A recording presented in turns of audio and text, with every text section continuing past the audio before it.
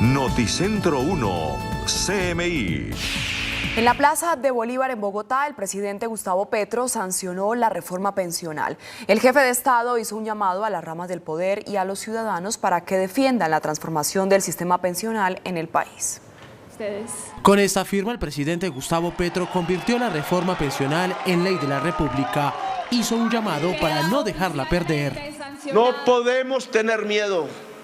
A los senadores le digo, a los congresistas, a la ciudadanía, escojamos la nueva política. Por eso no hay que dejar perderla.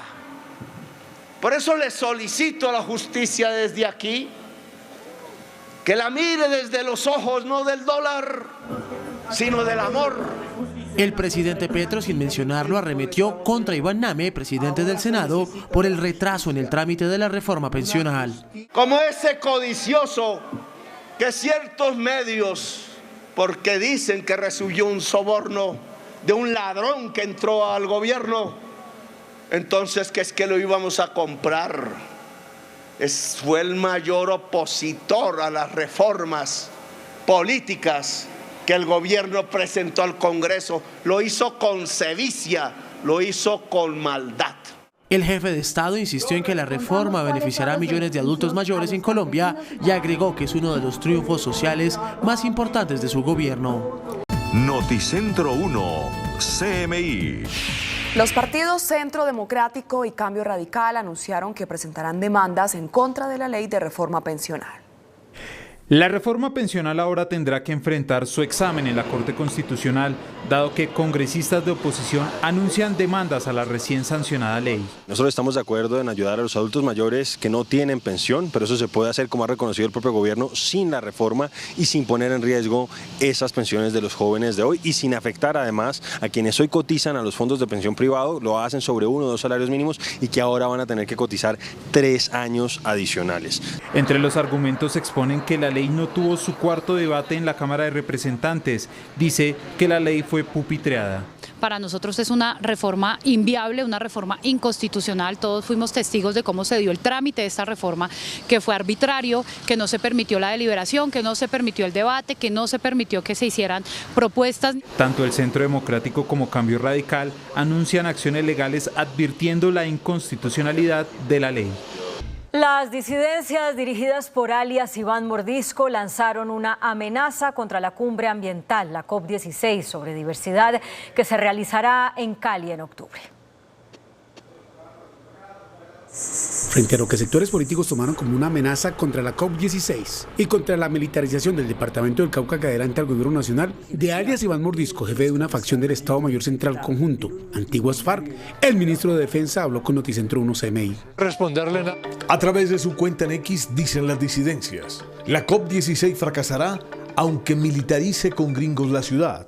El grupo armado cuestiona los planes militares en el Cauca, donde mayor presencia tiene, y lanza críticas y acusaciones contra el presidente. Señor Petro Gustavo, su discurso de protección de la naturaleza se derrumbará cuando el pueblo colombiano se dé cuenta de lo que están haciendo sus militares en la Amazonía, cuando se den cuenta del gran acuerdo que pretende hacer con Alemania para la apropiación y explotación de las fuentes de agua, cuando se le destape su papel en la disputa contra Antioquia por las licencias de exportación de oro o cuando monte la base del monitoreo satelital del Comando Sur en la isla Gorgona. Noticentro 1, CMI. Colpensiones está lista como entidad para recibir a los millones de colombianos que van a pasar de cotizar en los fondos privados a cotizar en esa entidad. Eso fue lo que dijo hoy el presidente del Fondo Público de Pensiones, Jaime Duzán, luego de la sanción de la reforma pensional. El presidente de Colpensiones, Jaime Duzán, manifiesta que su entidad está lista para recibir a los millones de colombianos que van a trasladarse desde los fondos privados de pensiones a Colpensiones, en vista de la nueva ley sancionada hoy por el presidente de la República, Gustavo Petro. Es una ley que tiene 1 año de transición que le permitirá a Colpensiones prepararse para recibir los afiliados a los fondos privados de pensiones, estar pendiente de las ciudadanas y ciudadanos que no cotizan en este momento ni el sistema RAI ni el sistema de Colpensiones, y una ley que permitirá que nos organicemos tecnológicamente, profesionalmente para hacer un sistema pensional eficiente. Recuerda que todos los colombianos obligatoriamente tendrán que cotizar en Colpensiones hasta 2,3 salarios mínimos. La ley señala que todos los colombianos que cotizan, lo cotizan en Colpensiones 2.3. Quien quiere una pensión mayor lo hace en un fondo pensional, que además de los existentes se pueden crear nuevos fondos como lo señala la ley. Y celebra que se acaben los subsidios a las altas pensiones. Sí, ya se acabaron. El que quiera una pensión de 25 salarios mínimos, que cotice, tiene que cotizar. No más subsidios para las altas pensiones en Colombia. Lo que más resalta Jaime Duzán, presidente de Colpensiones, es que cerca de 3 millones de ancianos recibirán un bono de 225.000 pesos para aliviar su precaria situación económica. No tengo que responderle a este señor, dijo el ministro de Defensa, Iván Velásquez, ante las amenazas de alias Iván Mordisco. El funcionario advirtió que las fuerzas militares derrotarán a esa organización delictiva. Frente a lo que sectores políticos tomaron como una amenaza contra la COP16 y contra la militarización del departamento del Cauca que adelanta al gobierno nacional, de alias Iván Mordisco, jefe de una facción del Estado Mayor Central Conjunto, antiguas FARC, el ministro de Defensa habló con Noticentro 1 CMI. Responderle nada al señor Mordisco. Lo que sí es cierto es que las fuerzas militares están actuando con mucha contundencia en el departamento del Cauca y que van a triunfar, pese a lo que este señor está afirmando. Dijo el ministro de Defensa Iván Velásquez que la orden presidencial de Gustavo Petro es combatir sin clemencia alguna a las disidencias de Iván Mordisco. Noticentro 1, CMI. El senador de los Estados Unidos, Bob Menéndez, fue declarado culpable de aceptar sobornos en lingotes de oro y autos de lujo. Moments ago, a jury in this courthouse convicted Senator Robert Menendez of corruption and national security offenses. Un jurado de un tribunal federal de Manhattan declaró al senador estadounidense Bob Menéndez como responsable de los 16 cargos penales a los que se enfrentaba en su juicio por corrupción, a lo que Menéndez, de 70 años, afirmó que él es inocente de los cargos y que también incluían actuar como agente extranjero y obstruir la justicia. Obviously, I'm deeply disappointed by the jury's decision. I have every faith that the law and the facts did not sustain that decision and that we will be successful upon appeal. I have never violated my public oath. I have never been anything but a patriot of my country and for my country. I have never, ever been a foreign agent. El juicio se centró en lo que los fiscales federales denominaron varios esquemas de soborno superpuestos en los que el senador aceptó cientos de miles de dólares en efectivo, lingotes de oro y pagos de automóviles e hipotecas de 3 empresarios que querían su ayuda. Noticentro 1, CMI. Por orden del gobierno, las fuerzas militares anunciaron la reactivación de operaciones ofensivas contra las disidencias que comanda alias Iván Mordisco. La orden fue dada después de que no se prolongara el cese al fuego con esta fracción disidente en el marco de los diálogos de paz. El ministro de Defensa, Iván Velásquez, confirmó la orden dada a las fuerzas militares para reanudar las operaciones militares ofensivas contra las estructuras de las disidencias que comanda Néstor Gregorio Vera, más conocido con el alias de Iván Mordisco. La orden impartida a las fuerzas militares es la de, con todas sus capacidades, adelantar operaciones ofensivas contra esas organizaciones, esos bloques y frentes que se apartaron de la oferta generosa que continuaba manteniendo el gobierno nacional. Según las fuerzas militares, esas estructuras que comanda alias Iván Mordisco están georreferenciadas. Desarticular esas estructuras que estaban delinquiendo, como ya se mencionaron, pero sobre todo fortalecer la presencia del Estado en todo el territorio nacional. Entre tanto, el cese al fuego se mantendrá con los frentes Gentil Duarte, Jorge Suárez Briceño y Raúl Reyes por 3 meses más. Colombia reportó una caída en los índices de pobreza. Según el DANE, 1.600.000 personas dejaron de ser pobres en el último año. Sin embargo, casi 17 millones de colombianos continúan sin alcanzar los ingresos necesarios para cubrir sus necesidades básicas. La pobreza monetaria de Colombia pasó del 36.6% en 2022 al 33% en 2023, una reducción superior al 3%. El grueso, la mayor parte de lo que está mejorando estas condiciones son las mejoras en el mercado laboral. Entonces los ingresos laborales que se recuperaron entre 2022 y 2023 fueron los que tienen el mayor aporte en esta variación. Estamos viendo una reducción que es muy importante en los volúmenes de población entre 2022 y 2023. Es decir, 16.708.000 colombianos están en pobreza monetaria y 5.786.000 en extrema pobreza. Una reducción desde 18.332.000 que teníamos en el 2022. Más de 16 millones de personas ganan menos de 435.375 pesos al mes, mientras que los que están en pobreza monetaria extrema ganan menos de 218.846 pesos en 30 días. Las ciudades más pobres del país son Quibdó, 60.1%, Valledupar, 49.8%, Riohacha, 46%, Sincelejo 44.3% y Florencia 43.7% de su población es pobre. Venimos trabajando en diferentes estrategias para combatir la pobreza monetaria en el municipio de Quibdó. La principal es en el tema turístico. Queremos apostarle para que Quibdó se convierta en un verdadero sitio o destino turístico reconocido a nivel nacional e internacional. Por eso queremos trabajar en una agenda cultural anual. El canciller Luis Gilberto Murillo dijo que el Consejo de Seguridad de Naciones Unidas le dio buen recibo a la solicitud que hizo en Nueva York el presidente Gustavo Petro de ampliar el tiempo para la implementación del acuerdo de paz.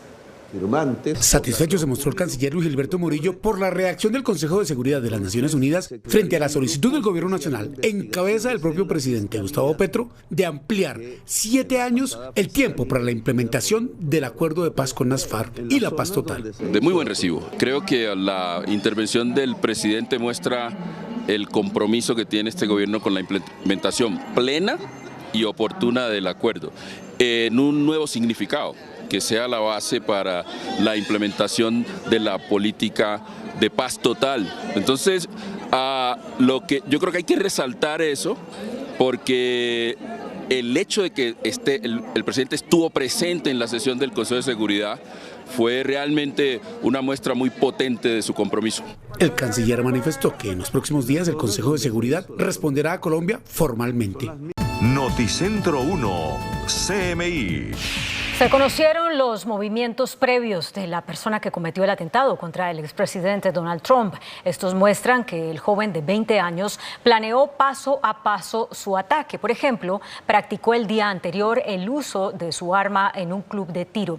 Lo que sigue sin conocerse es cuáles fueron los motivos que tuvo. Thomas Matthew Crooks, el joven que quiso asesinar al expresidente Donald Trump, realizó una serie de paradas en los suburbios de Pittsburgh y sus alrededores antes de abrir fuego contra el republicano durante un encuentro con sus seguidores en Pensilvania. Las autoridades señalaron que Crooks visitó un club de tiro y practicó con su arma el viernes previo al incidente. El sábado acudió a un Home Depot y compró una escalera de 1.5 metros, la cual utilizó para trepar a un edificio cercano y acostarse sobre el tejado para disparar contra Trump. Ese mismo día realizó una compra de 50 cartuchos de munición en una armería. La investigación también encontró que Crooks pertenecía a una institución de tiro ubicado a unos 25 minutos de su hogar, club que dispone de un campo de tiro con rifle de unos 200 metros de largo. Según un análisis de imágenes por satélite realizado por el medio CNN, una distancia mayor que había entre Crooks y Trump. En el maletero del carro del atacante se encontró un artefacto explosivo improvisado, el cual estaba conectado a un transmisor que llevaba. De acuerdo a hipótesis de las autoridades, lo iba a utilizar después del atentado. Hoy se revelaron las primeras imágenes de la audiencia del presidente de la Federación Colombiana de Fútbol, Ramón Yesurún, ante una juez en Miami. Esto luego de su arresto y posterior liberación tras un incidente en la final de la Copa América. Vistiendo el distintivo overol naranja, esposado y visiblemente afectado, Ramón Yesurún, el presidente de la Federación Colombiana de Fútbol, fue juzgado en Miami. Cargos de agresión corporal hacia, un empleado, pero parece ser que es un guarda de seguridad. El momento crítico de la audiencia fue cuando le hicieron saber a Yesurún la gravedad de los hechos. La fiscal dice que hay 2 agresiones corporales por parte suya. Uno fue empujar al señor Shaw. Ella está diciendo que está en el tercer párrafo del formulario de arresto. The second is on the bottom of page 2, which is striking Mr. Garut. Y que lo otro fue darle un golpe al señor Garut. Yesurún, visiblemente preocupado, rechazaba las acusaciones, pidió intervenir, pero se lo negaron. ¿Puedo contestar? May I reply? Sir, you're presumed not guilty. Don't say anything. Your lawyer's here to do all the talking. You have a very good lawyer. Usted tiene una presunción de inocencia. Deje que su abogado hable en su nombre. Usted tiene muy buen abogado. Deja que él hable por usted. La decisión de la jueza finalmente resultó favorable al dirigente barranquillero. Hay motivo fundado para 2 cargos de agresión corporal hacia un oficial de seguridad. $1,000 en el cargo 1, $1,000 en el cargo 2 y no aplican el cargo 3 porque no hay motivo fundado para ese caso. El abogado consiguió que Yesurún pudiera viajar a Colombia con su familia, aunque debe comparecer ante la justicia como parte del proceso. Lo puede hacer por medio de Zoom. Estoy segura que su abogado le va a dar las instrucciones. En la diligencia también fue procesado su hijo Ramón Yamil. Ambos hablaron al recobrar su libertad. Acceso total. Y un guardia de seguridad de esos que quieren serse los importantes la desconoció, le insistí en que podía entrar y me empujó. Y ahí se armó un tumulto ridículo, injusto, donde atropellaron niños. Investiguen. Al fin y al cabo somos humanos, a cualquiera nos puede pasar eso y bueno, ya nos manifestaremos de manera oficial. La Federación Colombiana de Fútbol emitió un comunicado donde asegura que a pesar de estar debidamente acreditado y con acceso ilimitado, al directivo le fue negado el paso a la zona de premiación. El presidente de la Federación, Ramón Yesurún, impulsado por su instinto paternal, pues uno de los reclamantes y posteriormente reducido por los guardias fue su hijo Ramón Yamil, se apresuró a reclamar por lo sucedido, pero terminó desbordado por la situación. El presidente y su familiar fueron remitidos a presentarse ante la autoridad competente y a explicar en dicho escenario judicial y pertinente lo sucedido. En el comunicado, la Federación ofrece excusas. El presidente Yesurún lamenta profundamente estos hechos que jamás debieron ocurrir y que derivaron en una maniobra paternal e instintiva de protección a su hijo y a su familia. El proceso sigue en pie y Yesurún deberá volver a presentarse ante la justicia estadounidense el próximo 14 de agosto, donde podrá alegar en su defensa que sus familiares, incluyendo uno de sus nietos, fue agredido, resultando con un hematoma en un ojo. La multinacional minera china Zijin Mining Group, que opera en Antioquia, demandó a Colombia por supuestos ataques del Clan del Golfo a sus trabajadores. El nuevo director de la Agencia de Defensa del Estado, César Palomino, se refirió a la demanda de la compañía china Zijin Mining Group, que señala al Estado por la falta de protección a sus trabajadores víctimas de amenazas por el Clan del Golfo. Hemos convocado una mesa de trabajo con el Ministerio de Defensa para, de manera coordinada y técnica, hacer la defensa del Estado. Por otro lado, Palomino celebró el nuevo fallo que ganó Colombia versus la minera Ecooro Minerals Corp sobre la prohibición de extracción minera en el páramo de Santurbán. No logró probar que con el accionar de las autoridades colombianas en punto de prohibir la explotación minera al interior del páramo de Santurbán se le haya causado perjuicio alguno. El director también se refirió a la demanda contra el decreto que designó a la primera dama Verónica Alcocer como embajadora en una misión especial en Roma. No es que la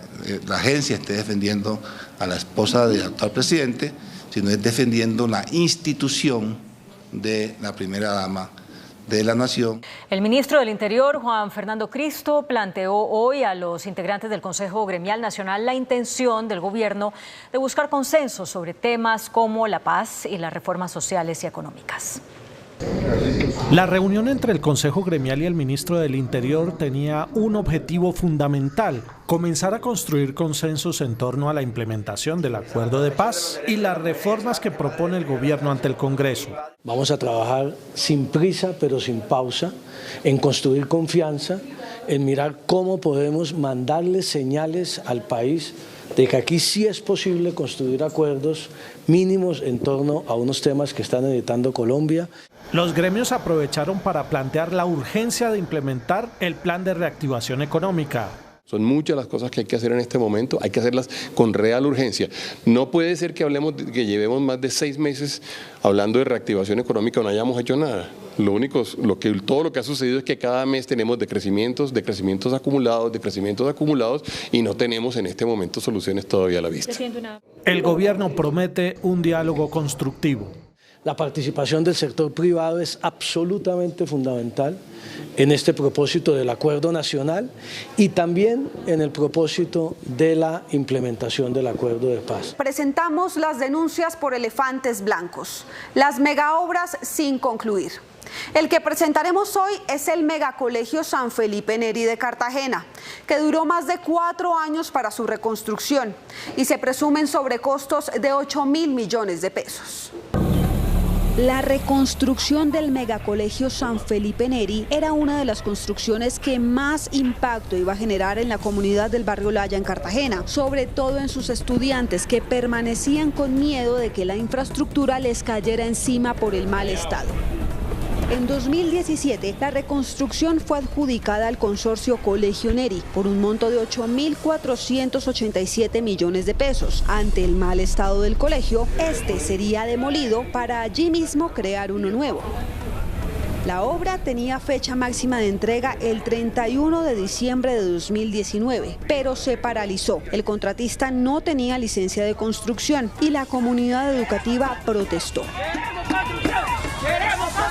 Incluso el caso llegó en el 2018 a la Corte Constitucional a través de una tutela y se ordenó la reubicación de los estudiantes en otros colegios de Cartagena. Este elefante blanco lo denunció CMI en 2020 y la Contraloría anunció su intervención para lograr la entrega del megacolegio que se hizo efectiva esta mañana. Durante el 2020, el distrito de Cartagena verificó la viabilidad del contrato que terminó siendo liquidado en 2021 para realizar una nueva contratación en el 2022 con la firma Consorcio Escolar. Las obras de este nuevo contrato comenzaron en febrero de 2023. La Contraloría intervino ese contrato a través del proyecto en la estrategia Compromiso Colombia. La Gerencia Bolívar de la Contraloría General de la República hizo seguimiento y apoyo a la comunidad educativa, a los padres de familia y veedurías. Hicimos mesas de diálogo para que se diera la terminación en feliz término de la institución educativa Juan Felipe Neri. Luego de las adiciones y las nuevas obras que requirió el proyecto, el valor final fue de 23.858 millones. Recordemos que su valor inicial fue de 8.487 millones de pesos. Significa que el primer contrato no cumplió con lo pactado y se presume un sobrecosto de más de 8.000 millones por el valor del primer contrato y que la Contraloría General no revisó. El colegio se entregó esta mañana y beneficiará a 1.600 estudiantes. Noticentro 1, CMI. El Servicio Secreto de Estados Unidos anunció un refuerzo en la seguridad del candidato a la presidencia por el Partido Republicano, el expresidente Donald Trump, luego de recibir información sobre un complot iraní para asesinarlo. Se conoció que el Servicio Secreto de Estados Unidos intensificó la seguridad en torno al republicano en las últimas semanas, tras recibir información de inteligencia sobre un presunto complot planeado por Irán para asesinarlo. Por lo que al enterarse de la amenaza, la administración del presidente Joe Biden se puso en contacto con los altos funcionarios del Servicio Secreto, lo que llevó a la agencia a aumentar los recursos y activos para proteger a Trump, información que fue dada antes del ataque del sábado al exmandatario. Sin embargo, los recursos adicionales no impidieron el ataque en Pensilvania, que dejó a Trump herido en una oreja, mató a un asistente e hirió gravemente a otras 2 personas. Es decir, que Thomas Matthew Crooks, el atacante que intentó matar al candidato presidencial republicano, no está vinculado a dicho complot. Y es que Irán prometió venganza por el asesinato del comandante de su Guardia Revolucionaria Islámica a cargo del ejército estadounidense en enero de 2020, cuando Trump era presidente. Entre tanto, la misión de Irán dijo que la acusación de intento de asesinato contra el republicano es insustanciada y maliciosa. Noticentro 1, CMI.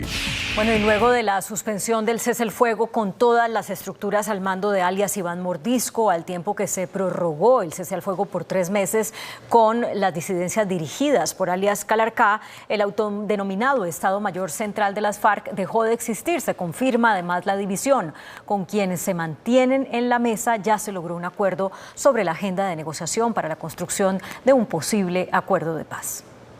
Para la delegación del gobierno, la fractura de las estructuras que operaban bajo el paraguas del llamado Estado Mayor Central hoy vive otra realidad. El Estado Mayor Central, con el cual se iniciaron conversaciones al inicio de este gobierno, ya no existe. Existen dos organizaciones distintas, una que se hace llamar Estado Mayor Central, que dirigen los del Cauca y los de Iván Lozada, y el otro el Estado Mayor de los bloques Suárez Briceño y Magdalena Medio.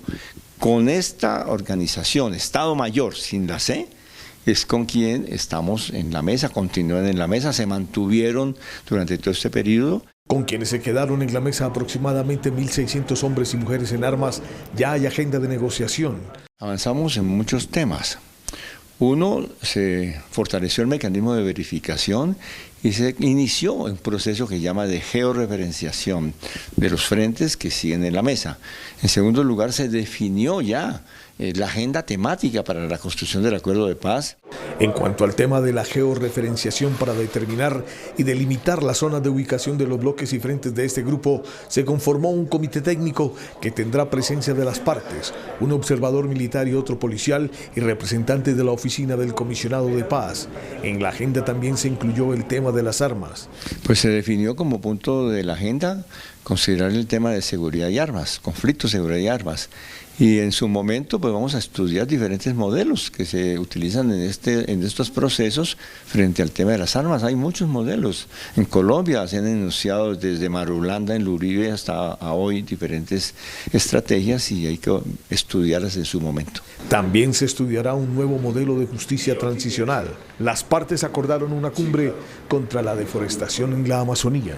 La Procuraduría abrió una investigación disciplinaria a 3 ministros por el cambio en el modelo de atención en salud del magisterio.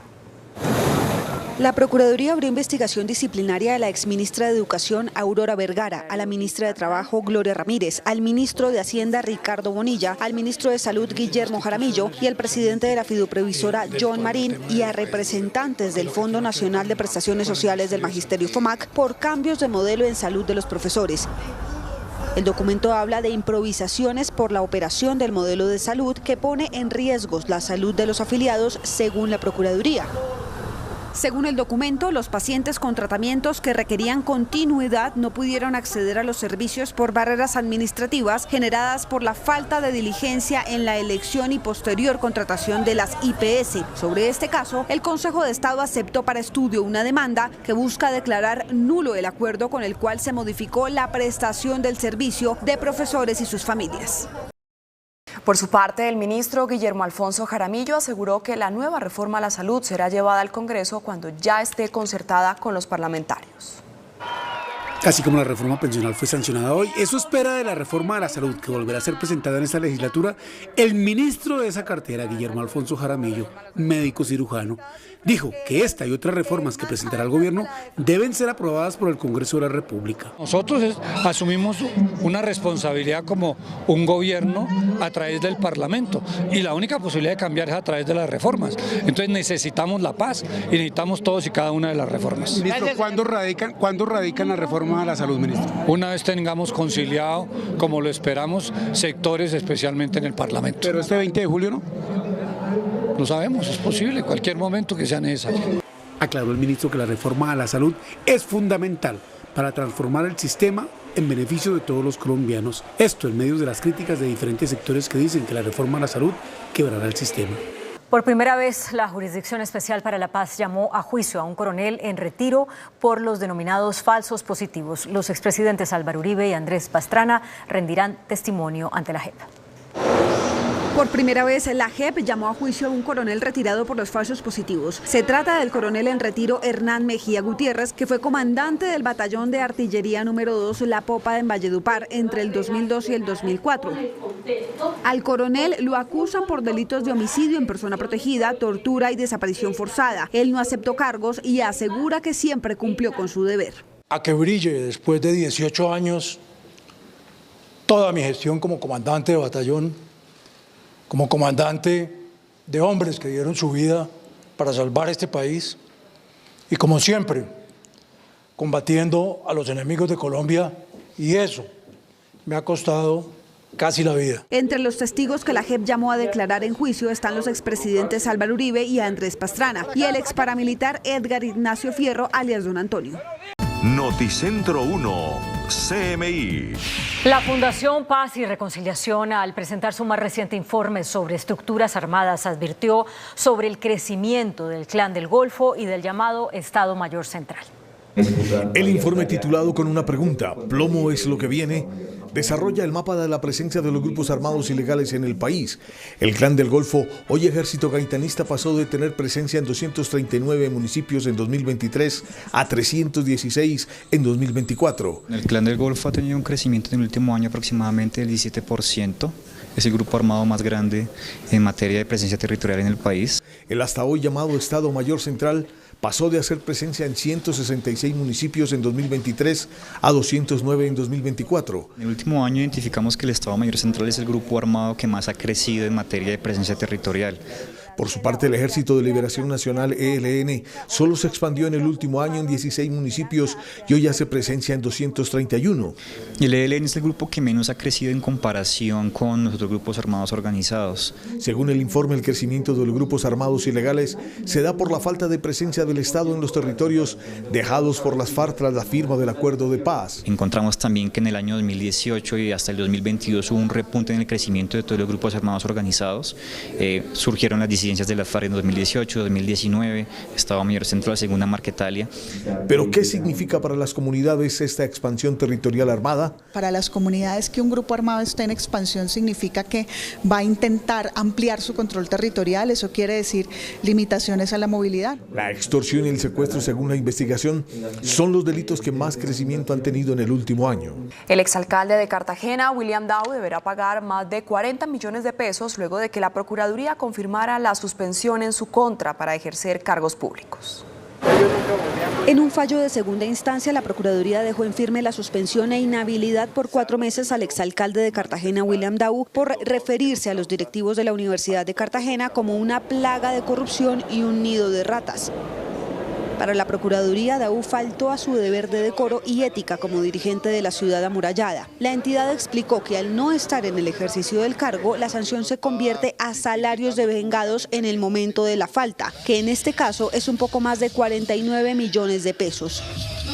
El presidente Gustavo Petro cuestionó la decisión al señalar que se trata de un abuso de poder. Invitó a los sancionados con pérdida de derechos políticos a demandar esas decisiones. Noticentro 1, CMI. Y en medio de una entrevista, el presidente de los Estados Unidos, Joe Biden, afirmó que fue un error decir que había que poner a Donald Trump en el blanco antes del atentado contra el líder republicano. El presidente de los Estados Unidos, Joe Biden, afirmó en una entrevista de la cadena NBC que su campaña tenía el deber de comunicar claramente la amenaza que suponía un segundo mandato de Trump y agregó que sus palabras no eran las que debían moderarse. Biden indicó que lo que quería decir era que los demócratas debían centrarse más en Trump, sus políticas y las declaraciones falsas que hizo durante el debate presidencial de finales del mes pasado. Your opponent, an existential threat, on a call a week ago, you said it's time to put Trump in the bullseye. There's some dispute about the context, but I think you appreciate that. I didn't say crosshairs. I was talking about focus on. Look, the truth of the matter was, what I guess I was talking about at the time was, there was very little focus on Trump's agenda. Yeah, the term is bullseye. It was a mistake to use the word. I didn't say crosshairs. I meant bullseye. I meant focus on it. De igual manera, a lo largo de la entrevista, Biden dejó claro que no se haría a un lado de la carrera presidencial, a pesar de los llamados de miembros de su propio partido después de su bajo desempeño en el debate. Agregó que su agudeza mental estaba bien y enumeró sus logros como presidente. Noticentro 1, CMI. Un nuevo coordinador llegó a la mesa de diálogos entre las bandas delincuenciales que operan en Buenaventura. Con Fabio Cardoso como nuevo coordinador nacional de la Mesa de Diálogo Sociojurídico de Buenaventura, inicia otro ciclo de conversaciones en busca de la paz entre las organizaciones de chotas y espartanos que operan en el distrito. La tregua entre estos dos grupos se amplió hasta el 5 de agosto próximo. El propósito es avanzar en el desescalamiento del conflicto, avanzar en la consolidación de paz urbana en Buenaventura y lograr que este esfuerzo logre posicionarse en favor de las comunidades de Buenaventura. A pesar de la decisión del gobierno nacional de renovar el equipo de diálogo, Monseñor Rubén Darío Jaramillo continuará con su papel de facilitador, quien ha logrado buenos resultados de la tregua. Yo estoy encargado de verificar la voluntad de paz de los grupos al margen de la ley y continúo al frente como facilitador y acompañante. El único delito que no se ha podido acabar en Buenaventura a pesar de la tregua es el de la extorsión a todo nivel. Lentamente regresa la normalidad a vías de Cundinamarca en las que se interrumpió el tránsito por las protestas contra el reajuste al impuesto predial. Una de las vías que mayor afectación presentó fue la autopista sur en ambos sentidos, pues a la altura de la calle 22 en el municipio de Soacha, los manifestantes realizaron bloqueo total de la calzada por varias horas. En Villeta, cientos de ciudadanos sentaron también su voz de protesta. Pero al señor gobernador, este paro pasó a ser en serio. La actualización catastral, que en algunos municipios no se realizaba desde hace al menos 2 décadas, provocó un aumento considerable en el impuesto predial. En los cuales se tenía un rezago del proceso sin actualizar cerca a los 15 o 20 años, más o menos, podría uno decir que es un promedio. Uno de los bloqueos que más afectados dejó fue el de la vía Facatativá-Albán y también el que tuvo lugar en el sector de Silvania. La agencia solicita a los afectados revisar sus casos en las oficinas de sus municipios para solventar posibles errores. La Corte Suprema de Justicia inició formalmente la indagación a otros 6 congresistas por presunta corrupción en la unidad de gestión del riesgo. El alto tribunal inició indagación preliminar a Liliana Vitar, Karen Manrique, Julio Elías Chagüí, Julián Peinado, Juan Pablo Gallo y Juan Diego Muñoz por su presunta participación en el escándalo de la contratación de carrotanques durante la administración del ahora exdirector Olmedo López. La Corte adelanta ya una investigación preliminar contra los congresistas Iván Name, Andrés Calle y Wadid Mansur por los mismos hechos. Otras 3 mujeres fueron asesinadas en hechos aislados en Antioquia. Esto fue en las últimas horas. Las autoridades investigan. Keimi Cuesta fue atacada con arma blanca en una vivienda del barrio La Esperanza de Apartadó. Según la investigación, la víctima, quien deja una niña de 5 años, murió en el Hospital Fundadores. Las autoridades confirmaron que su expareja se atribuyó el crimen y se entregó. Un ciudadano de 27 años, quien manifestó ser la expareja de la víctima y responsable, según su relato, del feminicidio. Así las cosas, se adelantan los procedimientos judiciales para formalizar la entrega del presunto asesino. En el corregimiento Santa Elena de Medellín, otra mujer fue asesinada con arma blanca y en Marinilla se reportó otro caso. La víctima tenía 19 años y según las autoridades, el principal sospechoso es su pareja. Según la gobernación, 56 mujeres han sido asesinadas este año. Noticentro 1, CMI. En Cuba, la pobreza extrema creció al 89%. 7 de cada 10 personas solo comen 2 veces al día debido a la falta de dinero o a la escasez de alimentos. Así lo confirmó mediante un informe el Observatorio Cubano de Derechos Humanos, en el que manifestó que la crisis alimentaria es el principal problema social con un 72%. Le siguen los apagones con un 55% y la inflación o el costo de vida con un 50%. Después están los salarios, la salud pública y la corrupción. Noticentro 1, CMI. Está a punto de concluir el proceso de liquidación de la multinacional Odebrecht en Colombia. En 4 meses se daría por concluido. Sin embargo, queda pendiente un multimillonario pleito contra la nación. Darío Laguado es el abogado que a nombre de la Superintendencia de Sociedades viene adelantando la liquidación de Odebrecht, la firma de ingeniería que protagonizó uno de los mayores escándalos de corrupción en el mundo y que en Colombia su liquidación parece entrar en la recta final.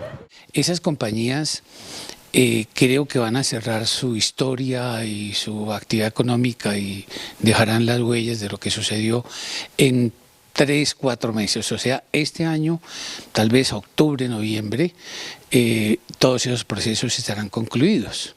Sin embargo, está pendiente un millonario laudo arbitral ante un tribunal de París por 2 billones de pesos contra el Estado colombiano. Ese arbitraje tiene pretensiones del orden de 2 billones de pesos.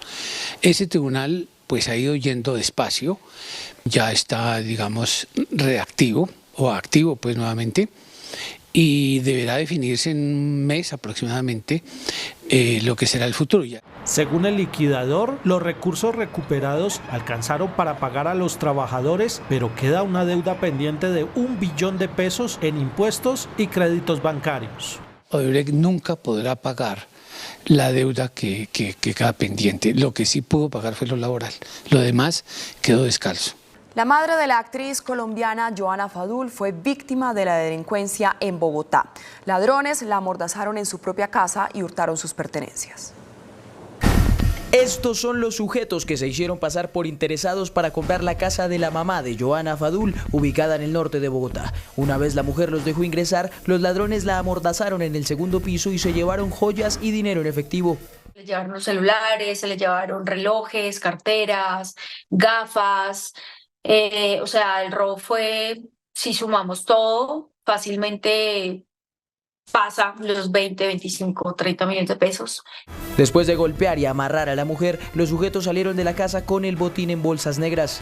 Lo material se recupera, o sea, se trabaja y se recupera, pero sí el daño emocional que le dejaron y el trauma, o sea, el trauma de ella, y ahora yo me imagino esta noche ya no va a dormir en esa casa. La policía ya está tras la pista de los delincuentes y la actriz confirmó que su madre se encuentra fuera de peligro, pero con graves secuelas psicológicas. La alcaldía de Bogotá evalúa aumentar el límite de velocidad máxima para los vehículos en varias vías de la capital. En la meta 54 que quedó acordada entre el distrito y el consejo y consagrada en el Plan Distrital de Desarrollo, se deja claro que la alcaldía va a realizar un estudio técnico en corredores principales para evaluar los límites de velocidad en la ciudad. Actualmente el máximo permitido es 50 km por hora y desde el consejo continúan rechazando esa norma. Vamos a incluir que se haga el estudio de los corredores principales viales de Bogotá, a ver cuánto kilometraje, cuánto velocidad en kilometrajes se puede soportar por estos corredores viales principales. La administración actual, según algunos cabildantes, está presta a evaluar la ampliación de ese límite de velocidad en la ciudad. El presidente Gustavo Petro objetó una ley aprobada por el Congreso que subsidiaba la instalación del servicio de gas en viviendas de interés social. El presidente Gustavo Petro decidió objetar una ley aprobada por el Congreso que creaba un subsidio de conexión de servicio de gas en viviendas de interés social. Cuando le entregan una vivienda de interés social y prioritario, le toca pagar la conexión que suma aproximadamente 2-3 millones de pesos. Entonces, pues, esto lo que busca, por supuesto, es cerrar brechas. La objeción se dio a raíz de no tener aval fiscal, argumentando que supuestamente pues esto no contaba con una socialización del costo del impacto fiscal que iba a tener este proyecto, que suma más de 68.000 millones de pesos. El gobierno por su parte responde a los señalamientos de los congresistas que impulsaron la ley. Todo el mecanismo que se ha venido construyendo de subsidio al gas tiene unas implicaciones y unas discusiones que tenemos que dar de profundidad para ver cómo gestionamos mejor la demanda de gas en el país. Si tenemos que hacer ese tránsito, pues debemos pensar muy bien qué sectores se subsidian y qué sectores no. El Congreso ahora tendrá que definir si avala la objeción del presidente, la cual llegaría en todos los escenarios a la Corte Constitucional. Noticentro 1, CMI. A 13 días de las elecciones presidenciales en Venezuela, las detenciones de opositores están marcando la campaña electoral. Las autoridades han sancionado con cierres, por ejemplo, de negocios que atendieron a líderes antichavistas en la gira política por el país de María Corina Machado. También han retenido equipos de trabajo como motocicletas, equipos de sonido, entre otros. Las sanciones las argumentan por presuntas irregularidades de registros o por retrasos en pagos de impuestos, todos coincidiendo con negocios o personas que prestaron servicio a líderes opositores. Noticentro 1, CMI. En Cali, las autoridades buscan a una mujer que asesinó a un hombre dentro de una iglesia. Decirle mamá, eso es lo que dice. No cesan la conmoción e indignación entre los habitantes de la capital del Valle del Cauca, luego de que en las últimas horas un hombre fuera asesinado con 7 impactos de bala por una mujer al interior de una iglesia en el sur de la ciudad.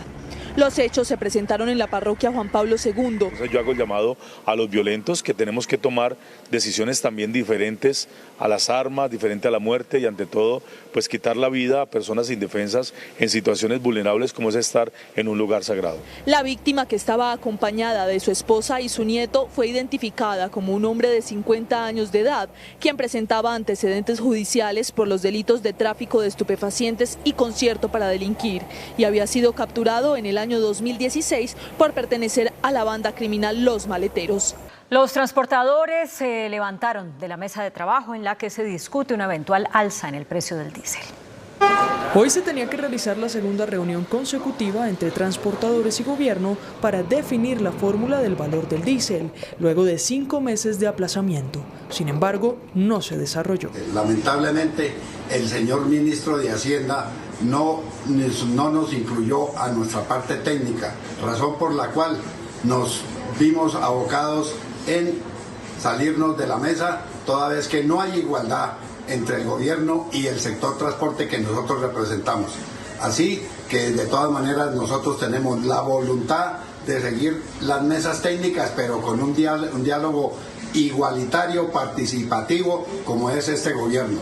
Solicitamos al señor ministro nos incluya una nueva fecha para presentarnos con nuestra parte técnica. Hasta el momento el gobierno no ha anunciado una nueva fecha de reunión. El Fondo Monetario Internacional mantuvo la proyección de crecimiento de la economía colombiana para 2024.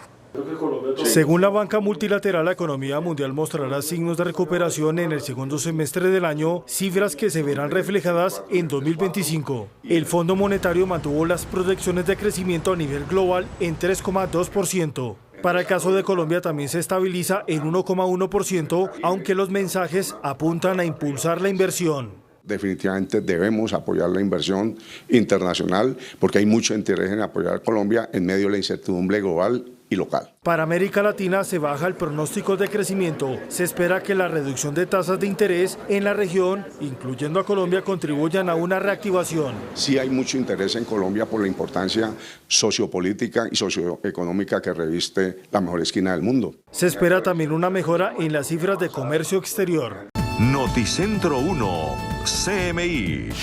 Un grupo de científicos confirmó la existencia de una cueva en la Luna que se podría convertir en refugio para la vida humana. Un equipo internacional de científicos confirmó el hallazgo de una cueva en la Luna, no lejos de donde Neil Armstrong y Buzz Aldrin alunizaron hace 55 años. Asimismo, los científicos sospechan que hay cientos más que podrían albergar a los astronautas en el futuro. El equipo, encabezado por investigadores italianos, reportó que existe evidencia de que hay una cueva bastante grande y accesible. El primer túnel encontrado bajo la superficie lunar tiene el tamaño de un campo de fútbol pequeño y está ubicado en el Mar de la Tranquilidad, a solo 400 kilómetros de donde alunizó el Apolo 11. Según los investigadores, la fosa, al igual que al menos otras 200 halladas, se formó a partir de la desintegración de un tubo de lava. Noticentro 1, CMI. El Ministerio de Hacienda reveló un desplome en la ejecución de la inversión para infraestructura. De acuerdo con el análisis sobre el informe de presupuesto del Ministerio de Hacienda, Corficolombiana sostiene que se observa una caída significativa en la inversión superior al 26% y siendo la peor en los últimos 11 años. El llamado es a mejorar este indicador más, no solamente en términos de ejecución del gobierno, sino de crecimiento económico, pues como hemos destacado desde Corficolombiana, esta es la fuente principal de crecimiento. El dirigente señala que los principales motores de la economía caen sobre todo en la infraestructura. Sector de construcción, la baja asignación de subsidios se ve reflejada en la baja ejecución en particular del Fonvivienda, quien asigna los subsidios. Tiene una ejecución apenas del 8% para el primer semestre del año. Se espera una menor tendencia en el segundo semestre del año. La policía de Bogotá capturó a una mujer señalada presuntamente de torturar a sus hijos. Los menores de 13 y 14 años estaban obligados a vender bolsas de basura en los semáforos para reunir una cuota de al menos 50.000 pesos, que si no se alcanzaba a completar, los hacía víctimas de violentos castigos. Tratos que iban desde la agresión física como una agresión psicológica, incluso llegan a relatar que los encerraban en un cuarto oscuro. La mujer utilizaba el dinero recaudado del trabajo de los niños para comprar drogas. Una parte al tema de consumo de estupefacientes y otra a la alimentación. Es aquí que consideramos que es probable que por eso le infligía tantos tratos crueles e inhumanos. La mujer deberá responder ante las autoridades competentes y los menores recibirán atención profesional. Noticentro 1, CMI. Una empresa holandesa presentó el primer avión totalmente eléctrico para pasajeros que podría volar distancias superiores a los 800 kilómetros. La startup holandesa Elysian presentó el primer avión regional totalmente eléctrico, con una autonomía de 805 kilómetros y espacio hasta para 90 pasajeros, capaz de reducir las emisiones de carbono en un 90% y que pretende volar comercialmente dentro de una década. El proyecto es conocido como E9X y planea construir un modelo a escala en 2 o 3 años y un prototipo de tamaño completo para el año 2030. El diseño incluye 8 motores de hélice y una envergadura de casi 42 metros, más grande que un avión comercial de la actualidad. Además presenta un fuselaje más delgado que mejora las características estructurales y aerodinámicas. Un punto clave en su diseño es la ubicación de las baterías en las alas. Noticentro 1, CMI.